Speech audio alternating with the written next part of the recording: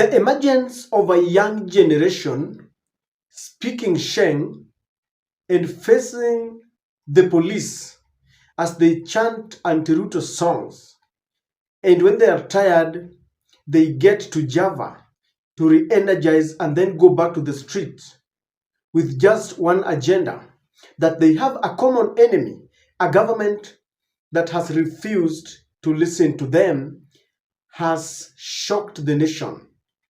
William Ruto and the entire State House cannot believe that for the first time, we don't see people who we believe are from Kibra or Madare, Vitongoji Duni. We have sons and daughters of businessmen and rich people, very influential, some of them living in posh estates, Karin, Runda. And they go to the streets and they say, we are determined to do it. And people cannot believe it. They started this fight on social media, composing songs and making caricatures of Ruto, calling him Zacchaeus. And they decided to show Kenyans that they are not only fighting on social media, but they will be on the streets. And State House has developed mechanisms to also try and push them back. Nyunyi Mutahi is talking about this generation. And Nyunyi did two tweets that I want us to talk about, because basically these are disparate attempts to make people lose focus in what they are doing. The first tweet that I want us to talk about, Nyunyi Mutahi is saying this: Finance Bill 2024 has given birth to the Generation Z nation. This group has enough energy to power a locomotive. Bravo. But where were the rural Generation Zs? Where were Kibra boys with bad breath? You cannot do a revolution and stop at Java to eat a sandwich. This is push politics. That is Nyunyi Mutahi. The second tweet that I want us to look at is this: Dear MPs, have you considered that a foreign power, unhappy with Ruto, wants to occupy parliament? This protest against Finance Bill 2024 is not organic. Telephone numbers, etc. Someone wants to destabilize Kenya and create an Arab Spring, and our foolish children are the toys. First of all, Nyunyi Mutai must apologize. Our children are not foolish. You know that it is entrenched in the Constitution that we have freedom of peaceful procession, freedom of picketing. And so you cannot come and insult our young boys and girls just because they decided to go to the street. Kindly subscribe to our channel, click the notification bell to allow YouTube to notify you whenever we release a video like this. Please give this video likes and help us share videos. Thank you for supporting our channel. Ladies and gentlemen, I want us to go very fast. Nyunyi Mutahi is telling us that you cannot revolutionize a country by going to Java and taking sandwich. Who told him so? Number one, the fact that he's talking about it tells a lot. If it was something that is inconsequential, they wouldn't have talked about it. You know, Nyunyi Mutahi talks about things that are important. Remember, the first time that Nyunyi came up with the narrative of the tyranny of numbers, the deep state took it, and that is how elections were stolen and rigged. This time round, Nyunyi is worried and is telling us that we must do a revolution or try to do it his way. This is a generation that wants to do it their way. Even the fact that they decided to go to the street is enough, because we are used to demonstrations that are led by Raila Amolo Odinga, and tear gas is being thrown here and there, and the police kill people here and But this time round, it was different. Now, this is what Nyunyi Mutahi wants to achieve. Number one, Nyunyi Mutahi wants to discourage this generation that, going to the streets and trying to resist the government is such a tedious job. It is such a tedious work that you cannot do it. That it is left to the people who live in who live in the slum. That is why it's telling the Generation Z that you went to the street, but where the people of Kibra and Madari and all those places that we consider to be slums. So he wants to make them feel that it is difficult. But I want to assure this generation this is how it starts. We cannot leave, demonstrations and resisting the government in the hands of a few, like Nyunyi Mutai wants to put it. It is not difficult. As a matter of fact, they are worried. Nyunyi Mutahi wants to invoke another tribal, what they call economic class. He wants to make these people feel that you could be so rich, so much that you sit pretty and let others fight for you.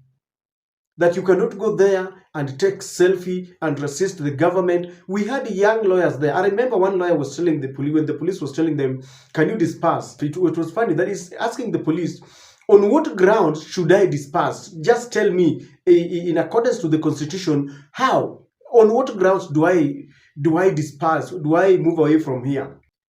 And this class war cannot work. This is what William Ruto used when he segregated this group and told them, Nyinyi ni mahasla. So that a hustler is that person who earns a living by going to mjengo, doing those tedious jobs. That is why he's asking, where are the people, the Generation Z of Kibra with bad breath? Someone was telling me that he was trying to say that they don't brush. No, I think he simply means that they do some hard jobs like mjengo, mnachimba matofali hapa na pale, and so you sweat a lot. They say mwanaume ni jasho. So this class war will not work this time round. In fact, if you listen to them, they don't care. All that they care about is that the government is not listening to them, and they want the government to listen to them. They also want a way to justify killings on the street. When you saw the young generation on the street, they never threw stones at anyone. In fact, it was the police that provoked them, just as they have always provoked others, the previous demonstrations. And the reason why Nyunyi Mutahi wants the slum dwellers to come to the street, it will be very easy for the police to sponsor goons, and they start fighting here and there, and then they spread people with bullets and kill people because they believe when you kill, then you instill fear. And that is why Nyunyi wants the others to be on the street. We had a kind of a peaceful, that is what I call your peaceful procession, and they are worried about it. And when you hear Mutai Nyunyi telling us that there could be a foreign power that is unhappy with William Samoei Ruto, I think this Nyunyi Mutahi has taken the joke too far. We all know that the reason why William Ruto is imposing taxes on us is because of the USA. It's because of the Bretton Woods institutions, the IMF and the World Bank. They wanted William Ruto to abandon the subsidies. William Ruto did that. And they wanted William Ruto to increase taxes on fuel products. William Ruto has done that. To increase taxes on electricity, William Ruto has done that. And he continues doing it. William Ruto, I don't know whether it was accidental or he knew what he was saying, told us that he wants to ensure that we pay 22%, is it? There was Finance Bill 2023. This is Finance Bill 2024. We are looking at Finance Bill 2025. And all these are demands of IMF. They want William Ruto to do a lot of retrenchment. They are talking about wage bill. They want high taxes on us. So when Nyunyi Mutai tells us that there is a country that is unhappy with William Ruto, which country is that? As a matter of fact, it is William Ruto who is a puppet to other countries, a flying president, taking our soldiers, our policemen to Haiti, despite the fact that the courts had ruled against it. And Mama Rachel, First Lady, is saying that despite the fact that the courts have ruled against it, we pray for them. We pray for them as they go into a country that is riddled with a lot of chaos. He's taking our soldiers to Yemen. He has allowed LGBTQ. He has allowed GMO. So telling us that there is a country that is unhappy with William Ruto, which country is that?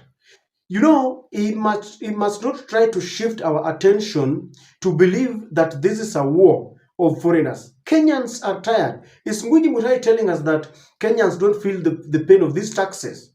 Is he telling us that we don't understand that as a result of the taxes, investors have gone? They're fleeing our country. Is he not telling us now that we are so imbecile that we cannot read? As a matter of fact, we now understand that the manner in which these taxes have been pronounced is that they are so unpredictable.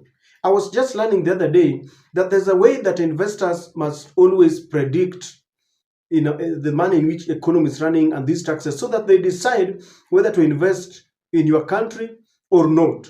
So these attempts by Nyunyi Mutahi to distract our attention will not work this time around.